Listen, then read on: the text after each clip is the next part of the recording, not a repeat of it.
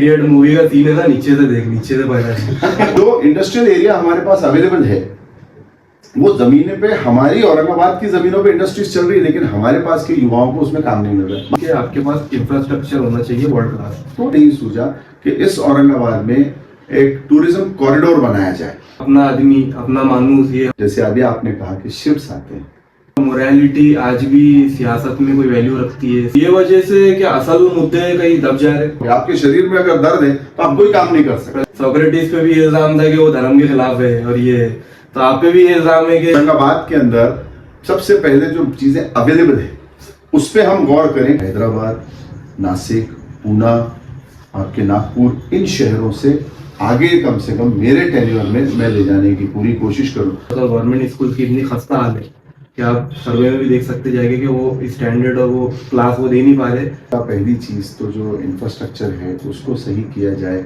वहाँ का जो निज़ाम बिगड़ा हुआ है, टीचर्स नहीं है या उसमें क्वालिटी एजुकेशन नहीं मिल रहा, घाटी बोझ संभालता पूरे दिल्ली का। तो आपके हिसाब से क्या मराठवाड़े के साथ नाइंसाफी हुई पीछे? और दुनिया में हमने हर जगह देखे कि अगर कहीं अगर पॉलिटिकल स्टेबिलिटी आ जाती तो उसके साथ वहाँ की इकोनॉमिक्स को भी उस पर असर करता था। जो लिटरेचर रहता वही सियासत को इन्फ्लुएंस करता। तो खैर, हम थोड़ा तारीख में जाएंगे और हम जानना चाहेंगे कि आपकी फैमिली का कितना रोल है औरंगाबाद को लेकर। आपके वालिद साहब, आपके दादा, तो वो थोड़ा आप मुख्तसर तौर पे बताएं। मेरे फैमिली जो है वो औरंगाबाद में काफ़ी पुरानी एस्टैब्लिश फैमिली है। मेरे दादा मौलवी याकूब उस्मानी, ये औरंगाबाद में जो आपके भड़कल के बाहर जो कॉलेज था, मल्टीपर्पज़ जो स्कूल, उसमें उससे पहले वो इंटरमीडिएट कॉलेज हुआ करता था, वहाँ दीनियात के लेक्चरर थे और उन्होंने कई खिदमत अंजाम दी औरंगाबाद के एक एज ए सोशल उसमें। और इमारत शरिया जो था और जो यहाँ पे है खाना मस्जिद के अंदर, उस इदारे को क़ायम उन्होंने किया। उसके फाउंडर मेंबर्स में से वो रहे और कई स्टूडेंट्स उनके हुए जिन्होंने औरंगाबाद में बड़ा नाम कमाया। और औरंगाबाद की जैसे कहें कि उर्दू अदब के अंदर उनका बड़ा योगदान रहा, जिसमें काजी सलीम साहब हैं, बशर नवाज साहब हैं और दीगर JP सईद साहब हैं। ऐसे काफ़ी बड़े नाम हैं जो हमारे दादा की शागिर्दों में से आते हैं। औरंगाबाद की हिस्ट्री के अंदर अगर बात करें तो डॉक्टर बाबा साहेब अम्बेडकर जब ये मिलन कॉलेज का यहाँ पे काम कर रहे थे, उसके ट्रांसलेशन में पर्शियन टू उर्दू, इसमें मेरे दादा ने बाबा साहेब को असिस्ट किया और वो डॉक्यूमेंट्स ट्रांसलेट बाबा साहेब ने करके बाबा साहेब को मेरे दादा ने दिए। मेरे वालिद डॉक्टर यूसुफ उस्मानी, ये औरंगाबाद के अंदर एक सोशल वर्कर रहे और इनका जो एक डॉक्टर थे, लिटरेचर में इनका काम रहा, सेनेट मेंबर रहे और एक इदारा चलाया करते थे अंजुमन तरक्की उर्दू कलेक्टर ऑफिस में, जिसमें लड़कों को कैलीग्राफी और ये सिखाई जाती थी। और मेरी वालदा राना हैदरी, ये यूनिवर्सिटी में HOD रही, पहले आज़ाद कॉलेज में HOD थी, वो भी एक पोइट्रेस हैं। मेरे वालिद, मेरे दादा सब ये पोइट रहे हैं। मेरा खुद का अगर बात करें तो मेरा MBA कंप्लीट हुआ MGM से, आज़ाद कॉलेज का भी मैं स्टूडेंट रहा और बिजनेस में मैं काफ़ी छोटी उम्र में आ गया था। लेकिन साथ साथ मैंने अपना ग्रेजुएशन और अपना MBA कंप्लीट किया और उसके बाद मुझे जब लगा कि अब मैं थोड़ा सा कहीं कुछ अपना वक्त दे सकता हूँ समाज के लिए, मुझे कुछ देना चाहिए, तब मैंने एक NGO स्टार्ट किया, याकूब उस्मानी चैरिटेबल ट्रस्ट। उसके ज़रिए मैंने काफ़ी सोशल वर्किंग के काम किए, जैसे राशन कार्ड्स के काम, लगभग 5,500 राशन कार्ड हमारे ट्रस्ट के ज़रिए औरंगाबाद के मुख्तलिफ फैमिलीज़ को मिले हैं और वो भी एट मिनिमम कॉस्ट। कई लोगों को तो फ्री मिले, अदरवाइज 22 रुपीज़ में ही ट्रस्ट की तरफ से वो कार्ड्स लोगों को मिले। उसके बाद कई मेडिकल कैंप्स हों या आपके ड्राइविंग लाइसेंस कैंप्स हों और कोई वोकेशनल ट्रेनिंग कैंप्स हों, इस किस्म से वो सारे काम मैंने इसमें किए। फिर मुझे लगा कि मुझे पॉलिटिक्स की तरफ जाना चाहिए, क्योंकि आप जब सोशल वर्किंग करते हैं तो कभी कभी आप अपने आप को थोड़ा सा कमज़ोर महसूस करते हैं, क्योंकि सत्ता जो होती है, पावर जो होती है, वो पॉलिटिशियंस के पास होती है। इसलिए मैंने कांग्रेस पार्टी ज्वाइन करने का फैसला किया। मैंने यूथ कांग्रेस से अपनी शुरुआत की, यूथ कांग्रेस में काम किया। फिर मैं स्टेट किसान कांग्रेस का, महाराष्ट्र प्रदेश का।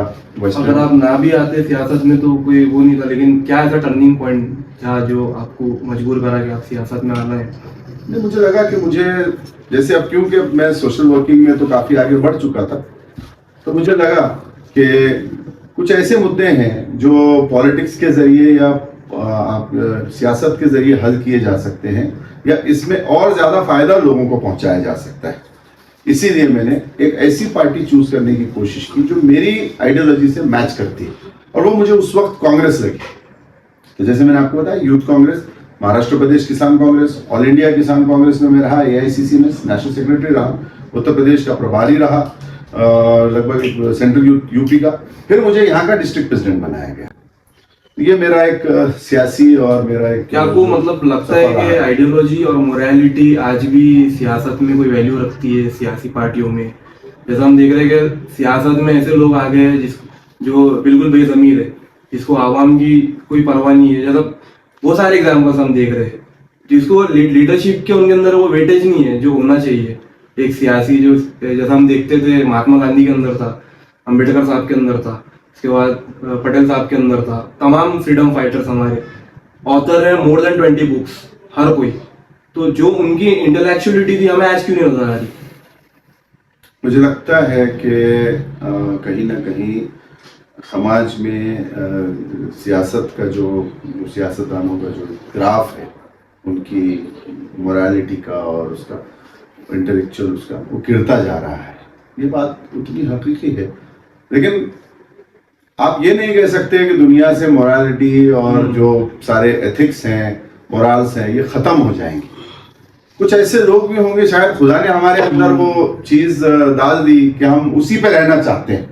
हम दुनिया की चमकचौंध से ज्यादा अपने मॉरल्स, अपनी वैल्यूज, अपनी आइडियोलॉजी को तरजीह देते हैं, उसको इम्पोर्टेंस देते हैं, रादर देन जस्ट एक पॉलिटिकल बेनिफिट्स या जो दुनिया की चमकचौंध है। हम इम्पोर्टेंट है। एक ग्रीक फिलोसफी में डिबेट है, सोक्रेटिस वर्सेस सोफिस्ट। तो सोफिस्ट जो थे वो जमाने के बहुत इंटेलेक्चुअल लोग थे, तो उसमें जो है उनका एक कहना था कि मोरालिटी सोसाइटी के अंदर अगर खत्म नहीं हो, मतलब मोरालिटी कोई चीज नहीं रहती पॉलिटिशियंस के अंदर। जब स्टेट का मसला है, पब्लिक इंटरेस्ट का मसला है, तो मोरालिटी नहीं रहनी चाहिए। देखिए, अगर एट लार्ज कोई चीज आ रही है and not for an individual, जैसे मैंने कहा, अगर आपको कहीं कोई चीज छोड़नी पड़ रही है और वो आपको लगता है कि मुआशरे के बेनिफिट के लिए, तब तो बिल्कुल ठीक है, उसके बारे में सोचा जा सकता है, वो एक हिकमतन फैसला होगा। लेकिन अगर खुद के लिए अगर आप कर रहे हैं तो ये मफाद है। तो आपका कांग्रेस छोड़ने के क्या वजूहात रहे? कांग्रेस पार्टी के अंदर मैंने उनको यही सोच के ज्वाइन किया था कि जो गांधी जी के, नेहरू जी के, मौलाना आजाद, बाबा साहब अम्बेडकर के जो सेकुलर विचार हैं, जिसके ऊपर हमारे मुल्क, इस भारत का, हिंदुस्तान का जब जन्म हुआ, तो उस नींव पे रखी गई जो आज इस हिंदुस्तान में या भारत में हम रहते हैं। लेकिन अनफॉर्चुनेटली मुझे लगता है कि जो अभी की जो रेजीम है कांग्रेस की, वो एक सेकुलर आइडियोलॉजी से सॉफ्टकोर हिंदुत्व की तरफ जा रही है। नाम जो है वो उन्होंने संभाजी नगर करने का फैसला लिया, अपनी पॉलिसी चेंज की, जो मुझे लगा कि कांग्रेस की आइडियोलॉजी बिल्कुल भी नहीं है। तो मैंने अपने कांग्रेस के सिटी डिस्ट्रिक्ट प्रेसिडेंट के ओहदे से इस्तीफा दिया। हालांकि मुझे उन्होंने काफी मान मनोवर करने की कोशिश की, एक तरीके से कि हम आपको आगे पर्क्स देंगे, जो भी कुछ पॉलिटिक्स में दिखाए जाते हैं फैसले कि आप ये बनाए जाओगे, आपको जो भी एमएलसी निकलेगी आगे वो देंगे, या असेंबली का टिकट देंगे, आगे फ्यूचर ब्राइट है, ये है वो। बट मुझे लगा कि मेरे फ्यूचर से ज़्यादा या मेरे इससे ज़्यादा जो है ये मेरा शहर का जो हेरिटेज इम्पोर्टेंस है वो इम्पोर्टेंट है, क्योंकि आने वाली नस्लें हमको जो है तो कहीं ना कहीं इसके लिए जिम्मेदार ठहराएंगी। रिलीजन बेस्ड पॉलिटिक्स के अंदर अगर हर इंसान चाह रहा है कि अपना आदमी, अपना मानूस, ये हम बहुत जुमला सुनते हैं औरंगाबाद के अंदर, तो ये वजह से क्या असल मुद्दे कहीं दब जा रहे, जो सियासी पॉलिसीज बननी चाहिए, जिसके ऊपर भाषण होना चाहिए, जिसके ऊपर इलेक्शन का पूरा कैंपेनिंग होनी चाहिए, जिस तरीके से आईटी सेक्टर, ऑटोमोबाइल सेक्टर, तमाम सेक्टर्स है, तो आपको क्या लग रहा है कि ये कम्युनल पॉलिटिक्स ने औरंगाबाद सिटी को खासतौर पर खत्म कर दिया है? डेफिनेटली इस वक्त मैं देखता हूं कि पूरी दुनिया के अंदर कहीं ना कहीं एक जिसको हम कहेंगे कि इस किस्म की मानसिकता आगे आती जा रही है। एक मैंने बहुत अच्छे एक स्कॉलर को सुना था कि उन्होंने कहा था कि we are passing the community or the world community is passing through a intellectual paralysis। तो हमारी जो इंटेलेक्चुअल वो है, सोच है, उसको कहीं ना कहीं लकवा मार चुका है और हम लोग जो है अपनी सोच से हटते जा रहे हैं। इसीलिए कम्युनल पॉलिटिक्स जो है ये सर उठाती जा रही है। लेकिन आप ये सोच के हट नहीं सकते कि कम्युनल पॉलिटिक्स सर उठाती जा रही है इसलिए मैं भी कम्युनल हो जाऊं। करना चाहूंगा कि जो लीडर होता है या जो लीड करना चाह रहा है तो उसको अपनी एक आइडियोलॉजी होनी चाहिए, दुनिया के सामने जाके उसको उसकी आइडियोलॉजी रखनी पड़ेगी। हो सकता है कि आज जनता उस बात पे एग्री ना करे, लेकिन उसको अपने विचार मजबूती से रखने होंगे, बार बार रखने होंगे। भले पूरी दुनिया चली जाए, वो अकेला रह जाए, लेकिन उसको अपने स्टैंड पे खड़े रहना चाहिए। जिस वक्त दुनिया को लगेगा कि हम गलत थे और ये सही था या ये आइडियोलॉजी सही थी, पीपल विल टर्न। लेकिन अगर आप दुनिया के पीछे भागते रहें तो आप भी उस भीड़ का एक हिस्सा हो जाएंगे। हो सकता है कि आप उसमें स्टैम्प्ड हो जाएं, क्योंकि आज भीड़ एक तरफ भाग रही है, कल दूसरी तरफ भाग रही है, कल तीसरी तरफ भाग रही है। आप कहां कहां भागोगे? आप अपने स्टैंड पे रहो। आपको अगर यकीन है कि आप सच्चे हो और इनका भला करना चाहते हो, वो अगर चले भी गए हैं सारी जनता, वो वापिस आएगी। ये मेरी एक सोच है। पर काबिलियत वोट्स में नहीं जज हो सकती। ऐसा नहीं है कि एक इंसान काबिल है, लेकिन हो सकता है कि लोग कोई प्रोपेगेंडा में आके किसी और को दे जो ज्यादा काबिल नहीं है। लेकिन जो काबिलियत रहती है, जाहिर सी बात है, आपने जैसा बोले, वो चमकती है एक ना एक दिन। तो हम बहुत सारे एग्जाम्पल्स, हमारा कार्ल मार्क्स का एग्जाम है। कार्ल मार्क्स की जब डेथ हुई तो उसके फॉलोअर्स 2-4, फिर उसके बाद प्लेटो है, सोक्रेटिस है, ये लोग ऐसी। लेकिन जो थिंकर्स रहता वो ज्यादा इन्फ्लुएंस बाद में जब लोगों को समझ आता कि नहीं ये इंसान सही था करके, जब उसका लिटरेचर जाता वो जाता। तो आपको क्या लगा औरंगाबाद में भी आगे जाके हो सकता है कि जब ये हार जाएंगी, ये कम्युनल पॉलिटिक्स आखिरी में दम तोड़ेंगी, तो फिर एहसास होगा कि नहीं कुछ थिंकर्स थे जिसको हमने चुन के लाना चाहिए था। जैसे आपने कहा कि कार्ल मार्क्स और सोक्रेटिस और ये सारी आपने बातें कही, तो सोचिए कि अगर कार्ल मार्क्स और सोक्रेटिस भी उस वक्त जो भी कोई एक ज़ॉम्बी सोच रही होगी उसमें कैरिड अवे हो गए होते, तो क्या आज वो इतिहास में याद किए जाते? नहीं किए जाते। वो अपने स्टैंड पे थे। और आज मुझे लगता है कि उस वक्त कोई अगर सो कॉल्ड एमएलए एमपी जैसी कोई पोस्ट पे चला गया होता तो उसका तो होगा, तो उसका तो नाम इतिहास में नहीं है। इतिहास में उन्हीं लोगों का नाम आता है। सोक्रेटिस पे एक इल्जाम है, सोक्रेटिस पे भी इल्जाम था कि वो धर्म के खिलाफ है, और ये तो आप पे भी ये इल्जाम है कि आप भी मुनाफिक हो गए, आपने कौम के खिलाफ ये कर लिए, बगावत कर लिए। तो ये इल्जाम पे आप क्या कहेंगे? जो भी एमआईएम के खिलाफ जाता है उसके ऊपर लेवल लग जाता है, मुनाफिक है, ये काफिर है, ये बीजेपी से मिले हुआ है, इसको इतने पैसे आए। तो इस पे आप क्या कहेंगे? देखिए, मुझे किसी से कोई सर्टिफिकेट नहीं चाहिए। जो भी इंसान को जज करने की जात है वो अल्लाह की। और जो प्रिंसिपल्स इस्लाम में बताए गए हैं, मैं क्योंकि एक प्रैक्टिसिंग मुस्लिम हूँ, मोनोथिज्म मैं फॉलो करता हूँ, बिलीविंग इन वन वर्ड। मैं रिस्पॉन्सिबल हूँ, आंसरेबल हूँ अपने खुदा के सामने। और ये जो लोग बात कर रहे हैं, मुझे तो ऐसा कभी किसी मजहब के कोई जिम्मेदार इंसान ने तो कभी ऐसी कोई बात मेरे सामने आई भी नहीं। जो लोग ये बात कर रहे हैं, इन्होंने जो मतलब जिस किस्म से, तो इन्होंने 5 वक्त की भी पूरी नमाजें पढ़ी होंगी कि नहीं पढ़ी होंगी, ये भी एक मुझे लगता है कि कहीं ना कहीं एक रिसर्च का विषय है। सर, मैं औरंगजेब शिवाजी महाराज से हटके और बहुत सारे कम्युनल पॉलिटिक्स के टॉपिक से हटकर, जो बहुत ज्यादा चल रहा है अलग अलग इलाकों में व्हाट्सएप ग्रुपों पे, तो उससे हटके एक सवाल करूंगा कि आईटी सेक्टर जो है उसमें महाराष्ट्र लीड कर रहा, पूना लीड कर रहा, नागपुर में भी आईटी सेक्टर आ गया, उसके बाद हैदराबाद है, बेंगलोर है, मैंगलोर है, नोएडा डेवलप हो रहा, एनसीआर डेवलप हो रहा। तो औरंगाबाद क्यों पीछे रह गया उसमें? कि औरंगाबाद के लीडर्स, मैंने नहीं देखा कि कोई आईटी सेक्टर की बात भी कर रहा हूँ अभी। तो इशाम उस्मानी साहब का क्या विजन है, क्या मैनिफेस्टो आईटी सेक्टर को लेकर? मानना है कि औरंगाबाद में एक जातिवाद का जो कैंसर था, ये जो है कुछ जातिवादी नेताओं ने बाहर से आके यहाँ पे बोला और उसमें हमको फंसा दिया या अटका दिया। तो पहले ये बीमारी जो हमारे अंदर जो डाल दी गई है, जो नामांतर का जहर डाल के हमको बीमार कर दिया गया, इसको हमको हल करने की जरूरत है। जो रीनेमिंग जिसके खिलाफ मैं लड़ रहा हूँ, ये एक इंपॉर्टेंट इशू है। जब तक आप इसको एड्रेस नहीं करोगे, आप आगे नहीं जा पाओगे। आपके शरीर में अगर दर्द है तो आप कोई काम नहीं कर सकते। पहले अपने आप को ट्रीट करें, अपने आप को स्वस्थ करें, जब आप दुनिया में काम कर पाएंगे। के लिए देखिए, ऐसा नहीं कि मुसलमान ही पूना जा रहा है, हैदराबाद जा रहा है, हिंदू भी जा रहा है, तो मेरे बच्चे भी जा रहे हैं, सब जा रहे हैं, और वो अप डाउन है उनका हर हफ्ते। तो मैं औरंगाबाद के अंदर सबसे पहले जो चीजें अवेलेबल है उस पर हम गौर करें कि हमारे पास क्या रिसोर्सेस हैं, जो पॉजिटिव पॉइंट्स हैं उस पर उसको और स्ट्रेंथन करें। जैसे हेरिटेज है, टूरिज्म है, यहाँ की लोकल जो हैंडलूम और सारी इंडस्ट्री है यहाँ का हैंडीक्राफ्ट्स और ये सारा, उसके ऊपर काम करके उसको मार्केट करने की कोशिश करें। आज आप बताएं कि औरंगाबाद एक टूरिज्म कैपिटल शहर है महाराष्ट्र का, लेकिन बड़ी अनफॉर्चुनेट बात है कि अभी तक किसी को ये नहीं सूझा कि इस औरंगाबाद में एक टूरिज्म कॉरिडोर बनाया जाए। जिस तरीके से मायावती ने ताज के पास में से ताज कॉरिडोर बनाया था, तो मैंने ये 2012 में, पृथ्वीराज चौहान साहब सीएम थे, मैं कांग्रेस में था, मैंने ये प्रपोजल अलॉन्ग विद प्लान दिया हुआ है कि औरंगाबाद में एक टूरिज्म कॉरिडोर विकसित होना चाहिए, जिसमें आपके पंचक्की से लेके मकई गेट और आपके खाम नदी के पास से लेके बीबी का मकबरा और आपके औरंगाबाद केव्स, बीच में कुछ मंदिर भी आते हैं, ये सबको इसमें इंक्लूड करके सभी धर्मों के इसमें वो आते हैं, तो ताकि यहाँ पे रोजगार आए, यहाँ टूरिस्ट आए। आज ये टूरिस्ट प्लेसेस ऐसी बेकार पड़ी है, इतनी खराब अवस्था में है कि हम अपने बच्चों को भी वहां नहीं ले जाना चाहते। तो आप कैसे इमेजिन करोगे कि दुनिया भर के जो है तो दुनिया बाहर देश से देखने पाएगा। टूरिज्म की सबसे इम्पोर्टेंट चीज रहती है कि आपके पास इंफ्रास्ट्रक्चर होना चाहिए वर्ल्ड क्लास। तो हमारे पास जिसकी वजह से नहीं, हमारे बुजुर्गों ने हमको दिया, लेकिन हम उसको मेंटेन नहीं कर पा रहे। जो इंफ्रास्ट्रक्चर होता है ना, एक मॉन्यूमेंट होता है, लेकिन मॉन्यूमेंट का जो एनवायरनमेंट रहता है, हाँ, वो क्लीन रहना, वो वर्ल्ड स्टैंडर्ड के ऊपर जो एसओपी है उसके ऊपर टिका हुआ रहना। जब आपके पास यूरोप वाले आएंगे, आप अमेरिका, क्योंकि इंडिया के इंडियंस देखेंगे ना, उससे इतना रेवेन्यू नहीं है जितना फॉरेन अगर यहाँ पे आप अट्रैक्ट कर पाते। लाइक दुबई में क्या हुआ, दुबई में अभी 20-30 साल पुराने चीजों को बना के उन्होंने सजा के लोग अट्रैक्ट कर रहे हैं। तुर्की के अंदर भी वैसी है कि कुछ फेक चीज है, लेकिन वो बता के उसको अट्रैक्ट करते।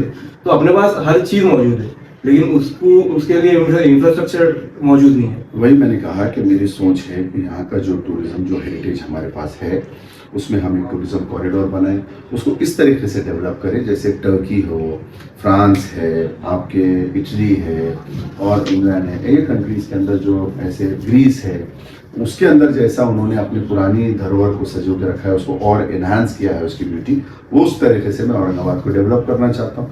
नए आपके सेक्टर्स मैं औरंगाबाद में लाना चाहता हूँ, जिसकी वजह से यहाँ के जो युवक हैं, जो लोग हैं, उनको रोजगार मिले, उनको बिजनेस बढ़े। एक तो टूरिज्म से बिजनेस आएगा, दूसरा जो है यहाँ क्लस्टर्स बनाए जाने चाहिए, और कई ऐसे बिजनेस हैं जो अनऑर्गेनाइज तरीके से यहाँ पे डेवलप हो चुके हैं। जैसे अगर आप बात करें तो इंदौर इस वक्त एक फर्नीचर का और इसका बहुत बड़ा मार्केट हो चुका है, लेकिन औरंगाबाद में भी वो पोटेंशियल है कि हमारे कई लोग यहाँ पे फर्नीचर बनाते हैं और वो फर्नीचर बेचते हैं, लेकिन उनको उसकी कॉस्ट नहीं मिल पा रही क्योंकि वो स्किल वो नहीं है, उनके पास उतना इंफ्रास्ट्रक्चर नहीं। अगर उसमें हम सोसाइटीज फॉर्म करें और क्लस्टर्स फॉर्म करें तो मुझे लगता है, और उसमें ये लोन्स उनको अवेलेबल करवा के दें गवर्नमेंट सब्सिडीज के ऊपर, तो कई लोगों को रोजगार मिल सकता है, कई नए एंटरप्रेन्योर्स, कई नए इंडस्ट्रीज उसमें खड़े हो सकते हैं। तीसरी चीज, जो इंडस्ट्रियल एरिया हमारे पास अवेलेबल है, वो जमीने पे हमारी औरंगाबाद की जमीनों पे इंडस्ट्रीज चल रही है, लेकिन हमारे पास के युवाओं को उसमें काम नहीं मिल रहा है, बाहर से लोग आके उसका फायदा उठाएं। तो मैं चाहूंगा कि हम एक ब्रिज का काम करें ताकि वहां से जॉब्स हमारे शहर में आए, उनके ऑफिसेस औरंगाबाद में खुले, उनके ऑफिसेस पुणे, बॉम्बे, वहां सारे। तीसरी चीज जो आपने बात की सबसे पहले कि आईटी सेक्टर, जो आईटी सेक्टर के ऊपर, वो भी मेरे एक एजेंडा पे रहा है कि आईटी सेक्टर के ऊपर काम करना चाहिए, आईटी कंपनीज को किस तरीके से लाया जाए यहाँ पे। साथ साथ इसकी स्ट्रेटेजिक लोकेशन, इतनी अच्छी लोकेशन है औरंगाबाद की कि हम इसके अंदर एक एजुकेशन हब भी यहाँ पे डेवलप कर सकते हो। तो ऐसे कई नए बिजनेसेस हैं जो हमारे पास, लोकल फ्रूट्स जो होते हैं, जैसे आपके अंजीर यहाँ पे बहुत मात्रा में आपको देखने को मिलता है, जाम आपको बहुत देखने को, लोकल फ्रूट्स हैं हमारे पास का ये। उसके बाद आपके यहाँ पे चीकू है, सीताफल है, लेकिन इसके कहीं भी प्रोसेसिंग या ऐसे कोई प्लांट्स आपको नजर नहीं आएंगे, ताकि जो है वो मक्का यहाँ बहुत होता है। मैं चाहता हूँ कि औरंगाबाद जो है ये हैदराबाद, नासिक, पूना, आपके नागपुर, इन शहरों से आगे कम से कम मेरे टेन्योर में मैं ले जाने की पूरी कोशिश करूँ। टूरिज्म सेक्टर पे बात हो गई, उसके बाद आईटी सेक्टर पे बात हुई, उसके बाद एग्रीकल्चर सेक्टर पे भी बात हुई, और एक आखिरी सेक्टर बचता है एजुकेशन सेक्टर। एजुकेशन सेक्टर में हमने देखे कि बहुत ज़्यादा प्राइवेटाइजेशन होने की वजह से जो गरीब लोग हैं, जो वो अफोर्ड नहीं कर सकते, उनको आज भी जो है गवर्नमेंट स्कूल्स की तरफ जाना पड़ता है। गवर्नमेंट स्कूल्स की इतनी खस्ता हाल है कि आप सर्वे में भी देख सकते जाएंगे कि वो स्टैंडर्ड और वो क्लास वो दे नहीं पा रहे जो एसएफएस, आपके कैम्ब्रिज, आपके जो दूसरे स्कूल्स है, होली क्रॉस है, जो और भी बड़े स्कूल्स है, वो दे पा रहे, वो क्वालिटी वो प्रोड्यूस नहीं कर पा रहे। तो हिशाम उस्मानी साहब का क्या प्लान है कि आप कॉरपोरेशन के जो स्कूल्स है, 1 नंबर, 2 नंबर, 5 नंबर, जो हमारे कॉर्पोरेशन के अंडर में आती है। बस आपका काम नहीं है कॉर्पोरेशन में, लेकिन एक गाइडेंस फोर्स बनकर आप कॉर्पोरेशन की तरफ क्या आपकी पॉलिसी रहेगी? जैसे आपने बात की कि पब्लिक स्कूल्स की, तो हमारे मैनिफेस्टो में ये भी बात शामिल है कि जो भी यहाँ स्कूल्स अवेलेबल हैं गवर्नमेंट की तरफ से, एक जिम्मेदार होने के नाते हम ये सुनिश्चित करने की कोशिश करेंगे इंशाल्लाह कि वहाँ का पहली चीज़ तो जो इंफ्रास्ट्रक्चर है उसको सही किया जाए। वहाँ का जो निज़ाम बिगड़ा हुआ है, टीचर्स नहीं है या उसमें क्वालिटी एजुकेशन नहीं मिल रहा है, वहाँ के बाकी की चीज़ें जो है तो जो होनी चाहिए सारी सिस्टम में वो नहीं है, तो वहाँ पे उस स्कूल्स की जो प्रणाली है, शिक्षा प्रणाली, वो सुधरे, ताकि हमारे जो गरीब घर के बच्चे भी या मध्यम वर्ग के बच्चे भी उस स्कूल्स में जाते हैं वो भी एक मुख्य धारा में आ सकें, उनको भी एक अच्छा एजुकेशन मिले। उसके अलावा कुछ और चीज़ें हैं जो हमने अपने मैनिफेस्टो में शामिल रखी हैं, जैसे स्कूल्स के साथ साथ, एजुकेशन के साथ साथ मुझे लगता है कि हेल्थ भी बहुत ज़रूरी है। हम देखते हैं कि औरंगाबाद के अंदर कहीं भी जो छोटी छोटी जो डिस्पेंसरीज गवर्नमेंट की तरफ से होना चाहिए वो नहीं दिखने को मिलती। मैं अपनी तरफ से कोशिश घाटी का एक टॉपिक था कि समझो घाटी बोझ संभालता पूरे जिले का, 2 जिले का, 3 जिले का, मराठवाड़े का। तो ऐसी अगर जालने के अंदर और कन्नड़ जैसे छोटे तालुके के अंदर भी अगर एक उनकी ब्रांचेस खुलती है छोटी छोटी, तो हम इसको अगर सेक्टर को एक्सपांड करते गए फ्रॉम माइक्रो लेवल तक, एकदम नीचे लेवल तक हम हेल्थ सर्विसेज को लेके जाए, तो इससे क्या ये जो ओवर पॉपुलेट दिखता है घाटी, बहुत ज़्यादा पॉपुलेशन दिखती है वहाँ पे पेशेंट्स की, तो क्या ये कम होंगी उससे? बात कर रहे हैं, मैं उसी से रिलेटेड बात करने जा रहा था कि मेरे मैनिफेस्टो में है कि हर महल्ले के अंदर डिस्पेंसरीज जो हैं, गवर्नमेंट रन डिस्पेंसरीज, ये इस्टेब्लिश की जाए, कायम की जाए। मोहल्ला क्लिनिक का जो कंसेप्ट है वो मेरे मैनिफेस्टो में है, ताकि जो हमारी माएँ बहनें हैं या जो लोग हैं वो अपने ही महल्ले में जाके बिल्कुल जिसको कहेंगे बेयर मिनिमम उस पर वो इलाज ले सकें, उनकी हेल्थ सुधर सके। दूसरी चीज़ जो है, हमारे जो यूथ्स हैं उनको जो है वो हम चाहेंगे कि हेल्थ क्लब्स हर वार्ड के अंदर स्टैब्लिश करके उनको दे सकें। तीसरी चीज़ ये है कि हमारे शहर में आप देखते हैं कि जो ड्रग माफिया है, जो नशा जो उसमें इन्वॉल्व है, वो काफ़ी पैर पसार चुका है। तो हम ये चाहेंगे कि अपने शहर के अंदर जगह जहाँ पे हो सके हम लोग डी एडिक्शन सेंटर, जिसको हम व्यसन मुक्ति केंद्र कहते हैं, वो हम स्टैब्लिश कर सकें। और एक चीज़ और मैंने रखी हुई है कि अगर आप देखें तो पहले हमको याद है हमारे बचपन में हमको हर जगह सार्वजनिक नल या हैंडपम्प्स, जैसे बोरिंग्स कहते हैं, जैसे लाइट नहीं थी तो वो हैंडपम्प्स ही हुआ करते थे। यानी चाहे वो जानवर हो या इंसान हो, उस महल्ले में कोई भी प्यासा नहीं रहता था अगर वो पैसा नहीं है उसके पास। अक्सर ये हम देखते थे कि गायें या बकरियां जो है आ जाती थी, तो हम लोग भी स्कूल से आते आते वो हैंडपम्प को मार देते थे ताकि उनको जो है पानी मिल जाता। आज तो हम देखते हैं कि महंगाई इतनी बढ़ गई और इतना एक तरीके से क्रुएल्टी हो गई कि इंसान की जेब में अगर पैसा ना हो तो उसको वो पानी भी नहीं मिल सकता। नाइट शेल्टर्स, उसकी अवस्था कॉर्पोरेशन ने बना के रखे हैं, लेकिन आज तक हमारे जैसे लोगों को भी उसके बारे में पूरी जानकारी नहीं है कि वो कैसे रन कर रहे हैं, कहाँ रन कर, इतनी बुरी अवस्था में वो है।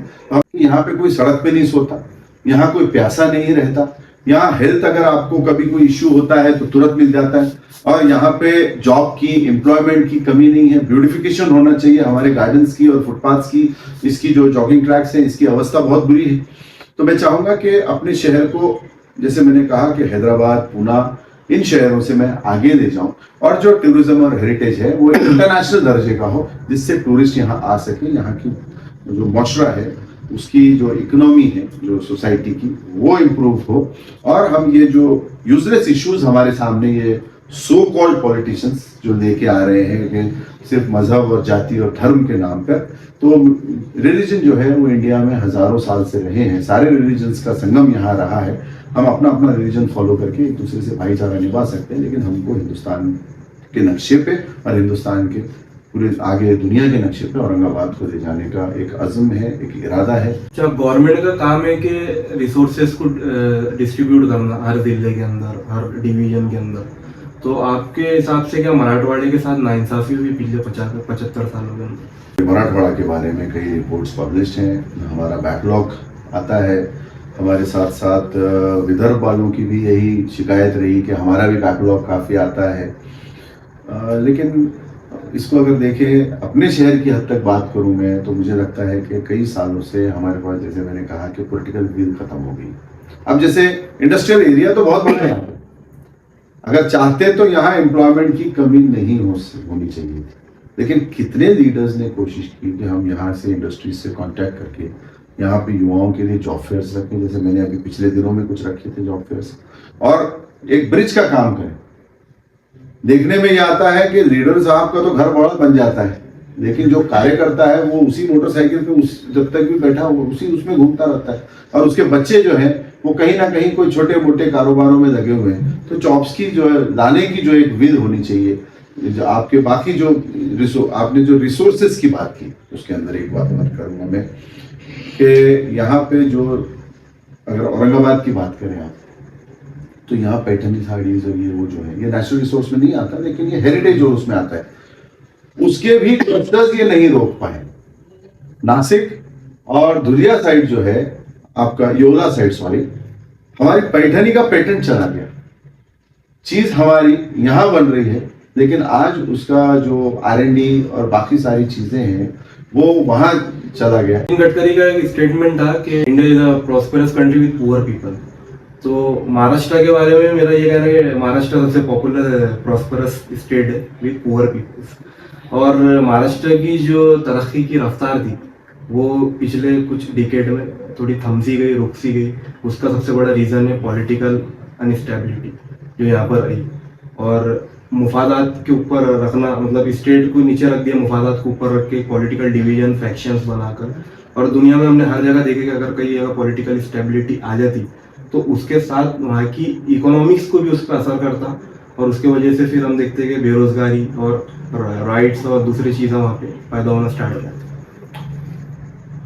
हमको याद है कि हमारे जो स्टूडेंट्स वक्त में, एरा में जब हम पढ़ते थे, तो महाराष्ट्र के बारे में हमेशा एक टैगलाइन आती थी, पुरोगामी विचारांचा, है ना, ये जो मराठी में जो टर्म है। लेकिन आज क्या हो गया कि हमारे जो विचार हैं वो पुरोगामी नहीं रहे। हम लोग कहीं ना कहीं जिसको हम कहें कि after the rise of Shiv Sena, हम कहीं ना कहीं इस कम्युनल पॉलिटिक्स में पढ़ते चले गए, और फिर दूसरे प्लेयर्स भी आने लगे जब उन्होंने पोटेंशियल देखा। आज महाराष्ट्र के जो अगर आप देखेंगे तो इंडिया की जीडीपी में या जो टैक्स कलेक्शन, रेवेन्यू कलेक्शन के अंदर महाराष्ट्र ये सबसे ज़्यादा कंट्रीब्यूटिंग स्टेट है। लेकिन अनफॉर्चुनेटली हम देखते हैं कि फार्मर सुसाइड्स भी महाराष्ट्र में हमको काफ़ी देखने को मिलती है। जैसे आपने कहा कि यहाँ पे गरीब लोग रहते हैं, तो ये जब हम इस किस्म से आइडियोलॉजीज के अंदर घिर जाते हैं, जो जैसे 1980 के बाद जो हम लोग घिर गए, तो महाराष्ट्र के अंदर जो पहले कभी हमको नहीं देखने को मिलती थी वो चीज़ें देखने को मिल रही हैं। और आज जो है हम देख रहे हैं कि पॉलिटिक्स एक पैसे का गेम हो गया है कि जिसके पास पैसा है वो पैसा खर्च कर रहा है, और सिर्फ इलेक्शन जीत जा रहा है, उस बंदे में क्वालिटी है नहीं है ये नहीं देखने को मिल रहा। जैसे पहले जो नेता हुआ करते थे वो मॉरल्स पे, एथिक्स पे रहते थे, तो यही इसका साइड इफेक्ट है जो हमने बात शुरू की थी। मॉरल, मोरालिटी, एथिक्स, आइडियोलॉजी, ये सारी चीजें क्यों चाहिए। अब जब लोगों ने ये ट्राई कर देंगे, शायद हम जिंदा रहे ना रहे या कोई भी रहे, लेकिन ये क्षमा ये जलती रहनी चाहिए। पॉजिटिव चीज जिंदा रखी, और अगर आपको मौका मिला आपने डिलीवर किया, और अगर आपने डिलीवर नहीं किया तो आपने उसको एटलीस्ट नेक्स्ट जनरेशन तक पास ऑन कर दिया। जैसे एक मूवी का एक छोटा सा डायलॉग मुझे हमेशा याद आता है। एक मूवी आई थी सत्ता, जिसमें रवीना टंडन और वो सारे कैरेक्टर्स थे। उसमें वो सीएम तो बन जाती है वो हीरोइन जो होती है, लेकिन उसमें एक अन्ना साहेब का नाम का एक कैरेक्टर था। वो डायलॉग मुझे बहुत हमेशा याद रहता है और पिन करता है। उसमें लास्ट में वो जाके पूछती है कि अप्पा साहेब या अन्ना साहेब कुछ नाम का कैरेक्टर था, उनको वो सीएम बना देती है लास्ट में। वो पूछती है कि सत्ता आपके लिए क्या है। तो कुछ लोगों के लिए सत्ता एक ये होता है कि भाई पैसा कमा लो, दुश्मनियां निकाल लो, अपने सारे दुश्मनों को खत्म कर दो। लेकिन वो अप्पा साहेब ये कहता है कि मेरे लिए सत्ता का मतलब है अवसर। अब इस अवसर को कोई कैसे इस्तेमाल करता है, अवसर टू डिलीवर। तो सत्ता के लिए जरूर आपको संघर्ष करना चाहिए, चरवड़ करना चाहिए, स्ट्रगल करना चाहिए, और जब मौका मिले आपको डिलीवर करना चाहिए। महाराष्ट्र ने बहुत बड़े बड़े सियासी नाम दिया हिंदुस्तान को, बहुत उन्होंने खिदमत अंजाम दी है अपने मुल्क के लिए, जिसमें नाम है यशवंतराव चौहान, उसके बाद जो है वसुंधरा नायक, और भी बहुत बड़े बड़े नाम, विलासराव देशमुख साहब मेरे नेता, पृथ्वीराज चौहान साहब का भी रह चुके हैं, रफीक जकरिया साहब डेफिनेटली जकरिया साहब। उसके बाद बीजेपी में भी गोपीनाथ एक करेक्शन करना चाहूंगा, रफीक जकरिया साहब सिर्फ मुसलमानों के नहीं सभी समाजों के नेता, सभी समाज के लीडर। नहीं, मैं एक बात बता रहा हूँ, तो आप अब क्या देखते हैं कि नई जनरेशन को तो इनका कुछ पता नहीं है, तो आपके सियासी आइडियल कौन है, और आपने भी इनका कुछ वक्त देखे होंगे, तो आप नई जनरेशन को क्या बताएंगे, मतलब किस तरह का दौर था इनका?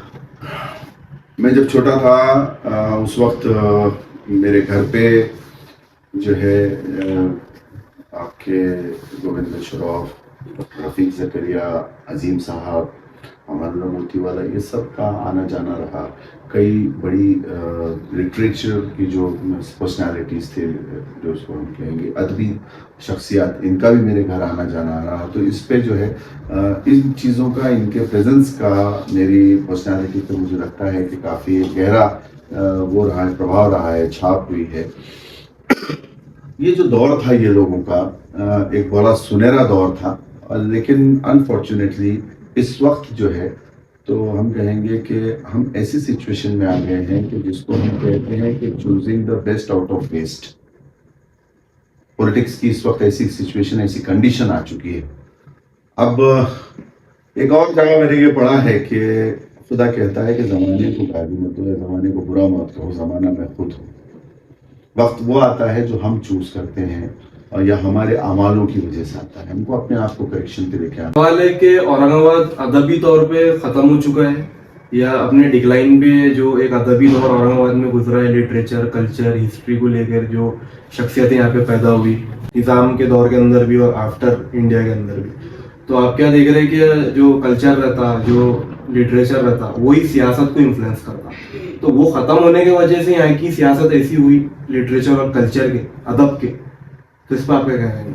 उन्होंने इस सरजमीन को अपना घर बनाया। आज उनकी खबरें या उनकी समाधि या अस्थियां जो भी हो, वो इसी ज़मीन में हैं यहाँ पे, और उन्होंने इस शहर को नर्चर करने का काम किया। यहाँ की एक सोशल, कल्चरल, एजुकेशनल, जो भी आप जिसको कहेंगे, वो सारी जो वो थी खूबसूरती थी, उसको नर्चर किया, और जिसका हमने नतीजा देखा कि एक टाइम पे हम लोग एक बहुत महज़्ज़ब और बहुत अच्छी पोजीशन रखते थे वर्ल्ड के अंदर, लेकिन बाद में जो माइग्रेशंस हुए तो ऐसे टारगेटेड नहीं थे।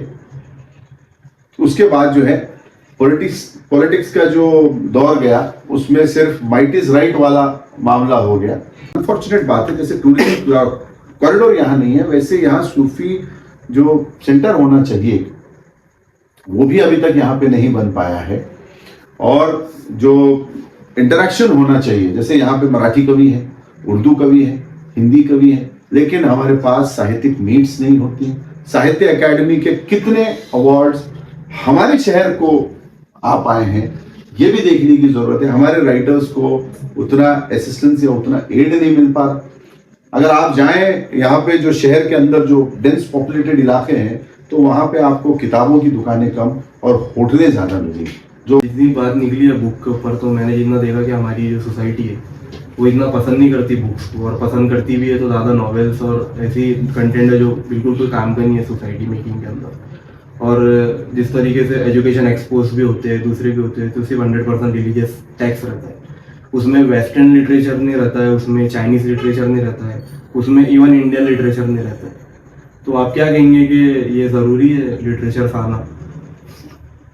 लिटरेचर को पढ़ना चाहिए। अगर लिटरेचर में अगर रुचि नहीं है तो कम से कम मुझे लगता है कि हेरिटेज और हिस्ट्री इसको पढ़ना चाहिए, ताकि आपको कम से कम ये पता चले कि वेयर आर योर ओरिजिन्स, आपके ओरिजिन्स क्या हैं, आप किन की औलादे हैं, आपके पूर्वजों ने क्या काम किया, ताकि आपके अंदर वो जज्बा आए।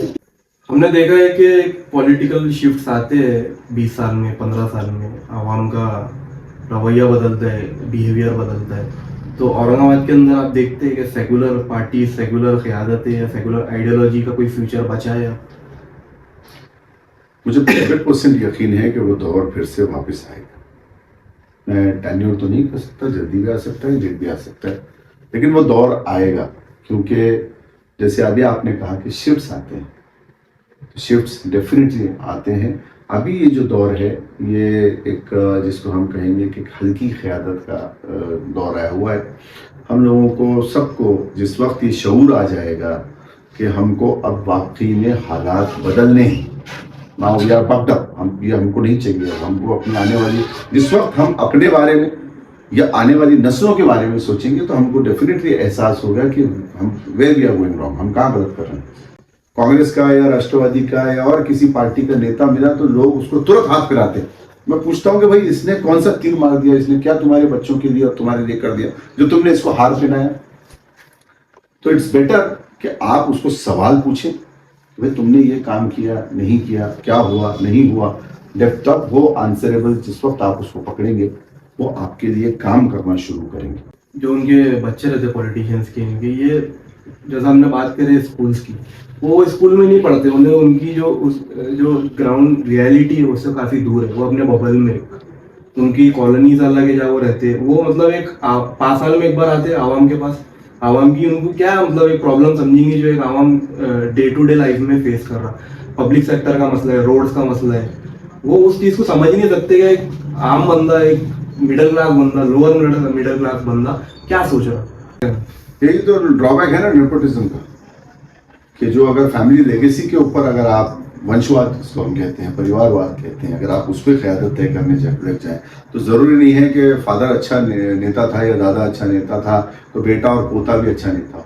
लीडरशिप हर इंसान को जो है वो खुदा की तरफ से मिलती है, इसीलिए लीडरशिप की भी हर रिलीजन के अंदर, हर मजहब के अंदर एक अपनी इम्पोर्टेंस रखी गई है। किस तरीके से इंसाफ करना चाहिए, किस तरीके से सबके साथ रहम करना चाहिए, कैसे एक प्रोटेक्टर का रोल अदा करना चाहिए, कैसे एक प्रोवाइडर का रोल अदा करना चाहिए। लेकिन उसके अंदर अनफॉर्चुनेटली जैसे कुछ राजाओं के अंदर हो चुका था। ये कि जो पॉलिटिशियन रहते हैं वो पैसे जमा करना जानते हैं, लेकिन ईशान उस्मानी पैसे देना जानते हैं। तो कितना खर्चा आया था आपको औरंगाबाद के केस लड़ने में, जिस पे आपने 1 भी रुपया चंदा नहीं लिया किसी से, और आप और भी केसेस लड़ रहे हैं दूसरे मसलों पे। देखिए, मेरा एक सबसे पहली मेरी जो PIL रही वो बीफ बैन के अगेंस्ट में रही। ये जो काव प्रोटेक्शन बिल था वो तो हमको मंजूर था, लेकिन जब इन्होंने काव प्रोजिनी उसमें इंक्लूड कर दिया, गौ वंश को इंक्लूड कर दिया, उसमें फार्मर्स इफेक्ट हुए, उसमें दलित कम्युनिटी के जो लोग थे जो इस बिजनेस पे अवलंबित थे वो अफेक्ट हुए, इसमें मुस्लिम समाज का जो कुरैश था वो अफेक्ट हुआ, और इसमें लिंचिंग्स हुई। तो इसके खिलाफ मैंने जो बिल जो आया था, अमेंडमेंट आया था जिसमें गौ वंश को इंक्लूड कर दिया था, बैल और बछड़ों को, इसके खिलाफ मैंने एक याचिका दाखिल की 2015 से लेकर 2017 तक हाईकोर्ट में लड़ी, और अब 17 से लेकर आज तक मैं इसको सुप्रीम कोर्ट में लड़ रहा हूँ। इसमें भी मैंने किसी से कोई फंड नहीं लिया है, ना मेरा कोई बिजनेस है कोई चमड़े का, बैल का या किसी गोश्त का या एनीथिंग। मैं एक ये चीज़ के लड़ रहा हूँ कि दिस इज अनजस्टिस, इसको जो है इसको इनजस्टिस करेंगे हम इसके अंदर, कि इसको ज़बरदस्ती थोपा जा रहा है। दूसरी चीज़, जब ये मसला आया था आपके रोड वाइंडिंग का, पुरुषोत्तम भापकर ये पूरा शहर तोड़ रहे थे, उस वक्त भी मैं, पृथ्वीराज चौहान साहब CM थे, उसके खिलाफ भी मैंने, जस्टिस गवई यहाँ पे बॉम्बे हाई कोर्ट में थे, उसके मैंने केस भी लड़ा, पृथ्वीराज चौहान साहब के पास भी रिप्रेजेंटेशन दिया कि ये हेरिटेज सिटी, अगर आप ओल्ड सिटी के अंदर इतना harshly development plan, DP plan लागू करोगे तो हमारी हेरिटेज प्रॉपर्टीज को इसमें जो है तो डैमेज होगा। इसमें कई मंदिर, मस्जिद और पुराने ऐसे ऐतिहासिक स्थल आते थे, तो कल हमारा हेरिटेज ही खत्म हो जाएगा तो हम टूरिस्ट को या आने वाली नस्लों को क्या बताएंगे। वो भी एक केस और वो लड़ाई भी मैंने लड़ी। अभी औरंगाबाद के नाम के अंदर भी जो मैंने केस लड़ा, हाई कोर्ट में लड़ा, सुप्रीम कोर्ट में लड़ा, लाखों रुपए खर्च आया है। अगर एग्जैक्टली तो मैं ऑन कैमरा इसको वो नहीं करना चाहूँगा, तो लेकिन हाँ, मैंने उसके लिए अपनी कुछ प्रॉपर्टीज सेल की और उस केस में लगाई है, और ये लड़ रहा हूँ। इसमें किसी किस्म का किसी से कोई ऐसा चंदा या कोई मैंने ऐसा डोनेशन नहीं दिया है, और मैं चाहता हूँ कि अगर इंशाल्लाह जीत हो तो हर औरंगाबादी के चेहरे पे हंसी आए, मुस्कुराहट आए। जीत हो तो सबकी हो, और खुदा ना खास्ता अगर इसमें कोई ऐसी मायूसी आती है तो उसका खमियाजा सिर्फ और सिर्फ ईशान उस्मानी भुगते किसी शहरवासी को लाए। और ये लड़ाई मुझे राजनीतिक तौर पे लड़नी है, क्योंकि ये नाम जो गया है ये राजनीति से गया है।